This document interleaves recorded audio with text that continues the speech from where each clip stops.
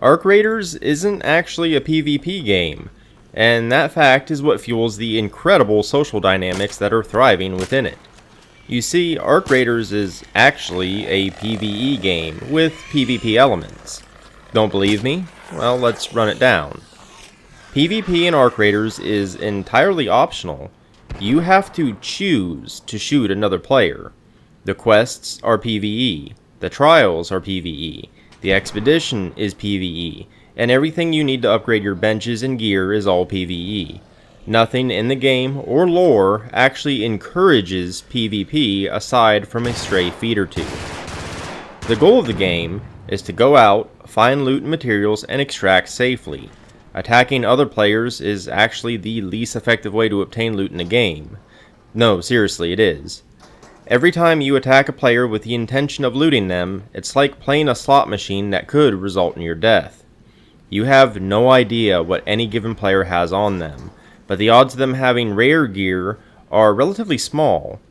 The chances of them having the exact materials you need at any given time are even smaller. You put yourself in danger for a small chance of getting something good. Even if that player doesn't manage to take you down while defending themselves, you alert other nearby players of what happened, and they may come and investigate. In many locations, the arcs themselves may third-party you. If you die, you get nothing, and even if you were using a free loadout, you still lose the time you invested into the attack, time that you could have used gathering stuff you actually need. The best way to collect materials is to simply go out and search for them, or even teaming up with other players to hit locations faster and to bring down the larger arcs. There is more than enough loot on the map for every single player to exit with a full inventory of things they actually need. What makes this very interesting, however, is that while everything I just said is true, the existence of PvP is absolutely central to the Arc Raiders experience. The fact that you can be attacked, and that you can never be sure who to trust, is what makes the rest of the game actually work. Team-ups and cooperation are meaningful because it's not forced. Just as you have to choose to attack another player, you also have to choose to trust them. Furthermore, while the arcs are a huge threat and are another reason that the game works so well, they aren't a constant threat. Players can go where arcs can't. Without the threat of PvP, that would make large portions of the game zones safe, where you could freely loot as fast and as loud as you wanted. The fact that a player may be nearby and ready to mug you is what gives the game its ongoing tension, as danger is present from the time you enter the map to the time you leave it. To take it even further, just as attacking a player can cause the arcs to descend upon you, the presence of players keeps you from being too trigger happy with the arc. Battling the arc gives away your location to other players, who may come to help you, or may come to take advantage of the situation and attack you. In essence, Arc Raiders does exactly what it needs to do to be the great game that it is. So why does the game cause such big feelings within the community? Going into any Arc Raiders community and you will see a schism of factions at each other's throats. Some will even go as far as to call for a PvE mode, which would cripple the game's very identity. While another side completely disregards any complaints about PvP and chastises anyone who complains. Well, the answer is due to another part of the game's interesting social dynamics. Arc Raiders actually relies on some members of the community being, well, villainous. If 100% of the community were always being friendly and cooperative, all that danger and tension would be lost. However, being villainized, so to speak, feels bad. It kinda has to. And it's that bad feeling that makes some folk, including me, reluctant to force it upon others. The fact that dying has stakes, and that it feels really bad to get taken down, actually fuels the friendlier side to some degree. I don't want to make others feel bad. I don't want to ruin their experience, so I don't attack people without a reason. The Arc Raiders, quote-unquote villains, find that attitude infuriating, because, well, it reflects back on them. How dare you feel bad about shooting someone in a video game when they don't? Arc Raiders brings up some rather uncomfortable conversations that not many games do. In most games, what you do in them doesn't reflect upon your character outside of the game at all. Studies have proven this. However, most games aren't like Arc Raiders. The other players aren't NPCs, and they aren't your enemy. There are no winners, no losers, no KD ratio or scoreboard. There's no enemy team, and no reason to attack them, unless you make the personal choice to do so. You have to choose to make someone feel bad, to potentially ruin their experience. That fact makes both sides feel things they wouldn't normally feel.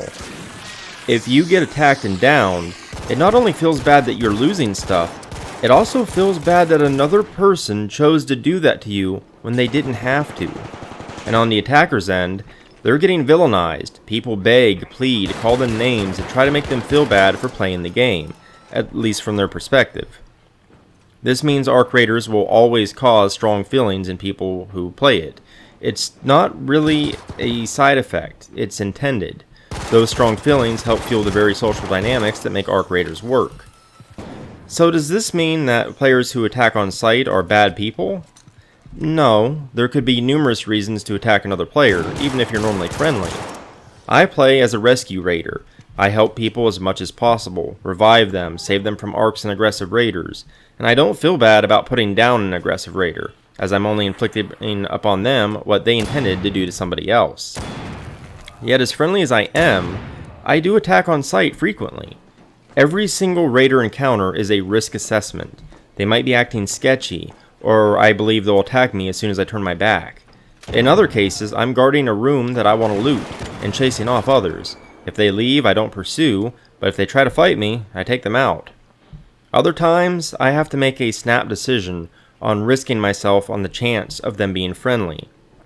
Someone might come charging into the room, and if I hesitate, even for a moment, and they aren't friendly, I might die instead, so I down them.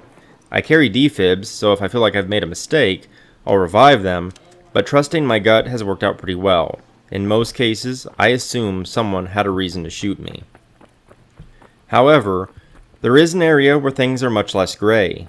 Lying, betrayal, extraction camping, and otherwise playing as dirty as possible might very well reflect on someone's character, and that makes people uncomfortable too.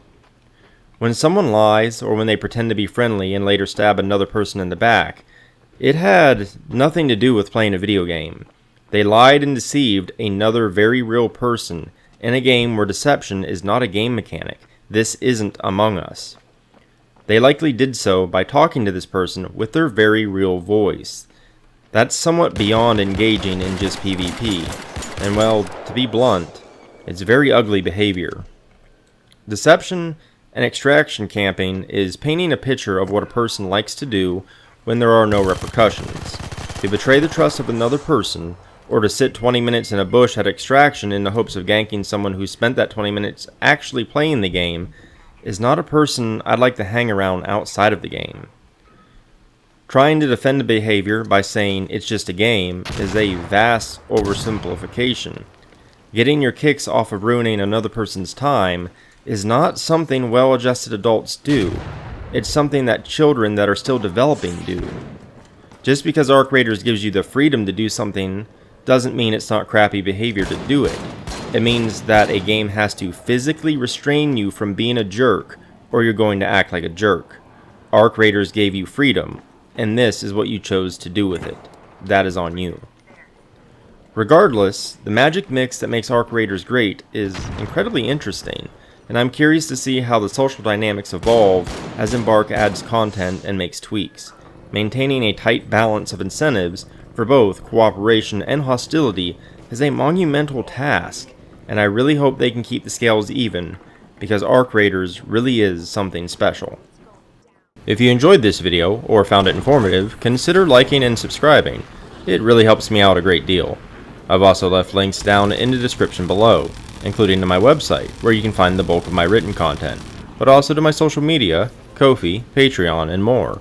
But in any case, thanks for watching, and until next time.